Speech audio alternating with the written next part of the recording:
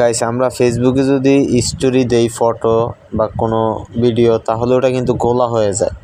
তো আজকের এই ভিডিওতে দেখাবো আপনি এইচডি ভাবে স্টোরিগুলো গোলা হবে না, এইচডি হবে। তো সেই জন্য সর্বপ্রথম ফেসবুক অ্যাপসটির ভিতরে চলে আসবেন। এখানে আসার পর আপনি এখান থেকে আপনার এই যে প্রোফাইল আইকনটি দেখতে পাবেন, এখান থেকে প্রোফাইল আইকনের উপরে ক্লিক করবেন।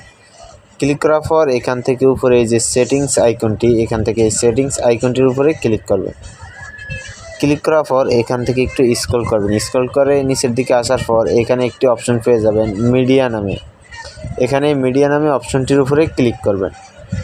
ক্লিক করার পর এখান থেকে যে সর্বপ্রথমে যে অপটিমিস্ট নামে একটি অপশন পেয়ে যাবেন, এটা এখান থেকে চালু করে দিবেন এবং এই যে এখান থেকে on mobile data and wifi, এই দুইটি অপশন এখান থেকে চালু করে দিবেন।